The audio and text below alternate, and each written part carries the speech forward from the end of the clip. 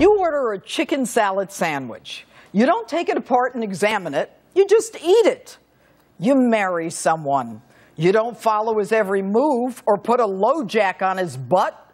You just live married life. We elect leaders, assume they are honest and trustworthy to run the government, and we let them do their jobs. No daily analysis. Is it really chicken? Is he really faithful? Are they really honest? Chicken, marriage, and the government. For all three, you just have to have trust. In God we trust. In this government, not so much. Hello and welcome to Justice. I'm Judge Jeanine Pirro. Thanks for being with us tonight. This week, more disappointing reviews for the real losers of D.C.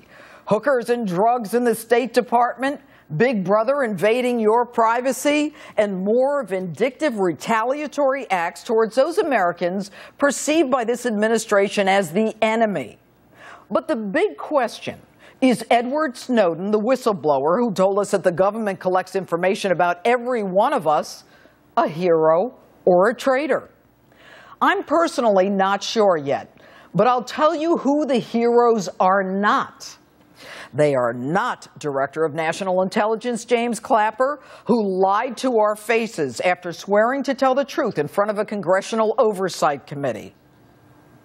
Does the NSA collect any type of data at all on millions or hundreds of millions of Americans? No, sir. It does not. Not wittingly. There are cases where they could inadvertently, perhaps, collect, but not wittingly. Within weeks, that sworn testimony proved to be an out-and-out lie. Even clueless Clapper had to admit it. Now, where I come from, that's called perjury, and we don't hesitate to indict and lock people up for it. And Attorney General Eric Holder. He's certainly no hero. He took an oath in front of a Congressional Oversight Committee, lied to their faces, saying he knew nothing about an outrageous search warrant for reporters' records and emails when he actually approved the request. You remember him, in over his head Holder, who thinks the way to solve gun crime is to hand free assault rifles to the Mexican drug cartel and then lie and say he knew nothing about Fast and Furious. And heroes certainly are not people like Hillary Clinton, who said that hateful video caused the massacre of 4 Americans in Benghazi. You remember her, the one who dodged that sniper fire after landing in Bosnia. That was the truth until footage showed her calmly walking across the tarmac with her daughter. Hillary Clinton, the one who said 9/11 affected her deeply because Chelsea was jogging around the World Trade Center that day. That was her truth until Chelsea told the press she was actually in bed watching the coverage on television. So when deciding whether whistleblower Snowden is hero or traitor for alerting us to what the government was doing, the president says, trust me, don't worry, be happy.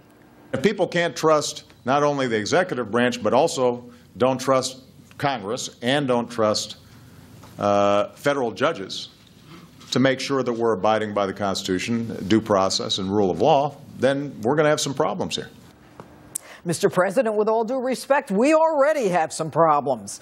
The retaliation against those who are your political enemies is unprecedented.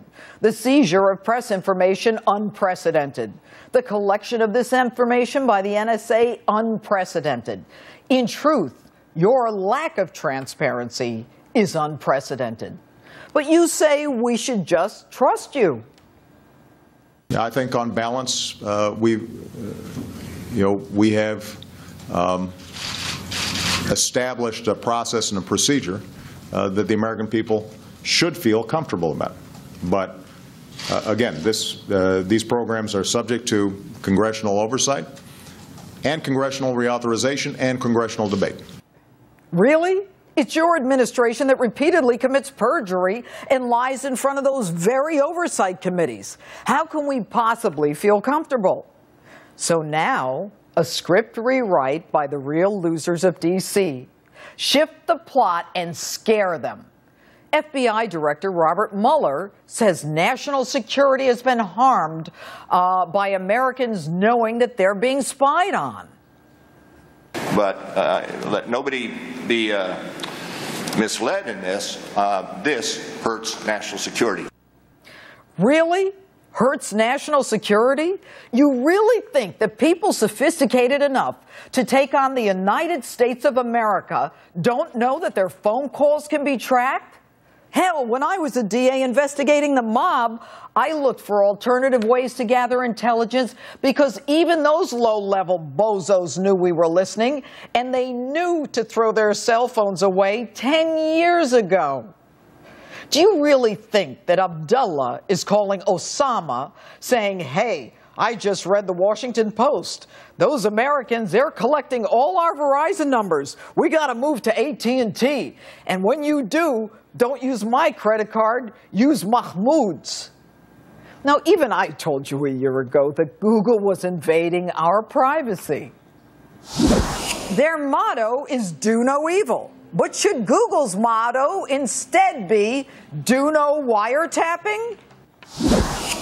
Shocking. There are now reports that Google is the one sending our information to the NSA. But don't worry, be happy. This program does not target innocent Americans in any way, shape, or form. These programs have helped keep America safe.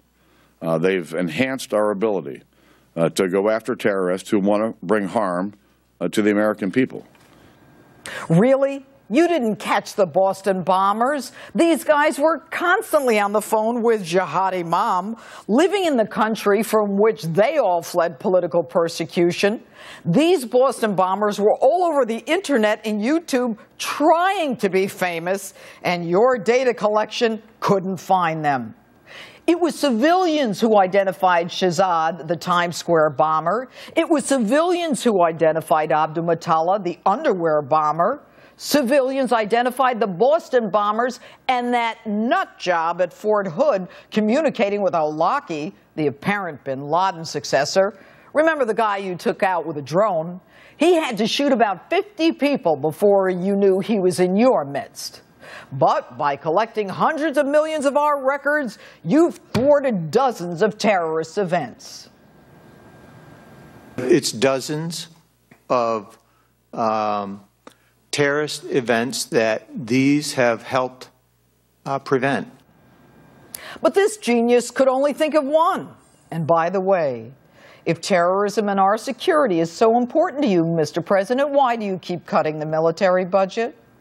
And Mr. President, you say you want our blind trust. Nothing about your administration can be trusted, from the failure to give the order to save Americans in Benghazi and the State Department's fantasy and made-up narrative, from the IRS targeting your political enemies and that agency lying about it, the Department of Justice targeting the press and lying about it, and now the NSA collecting unprecedented data and lying about it.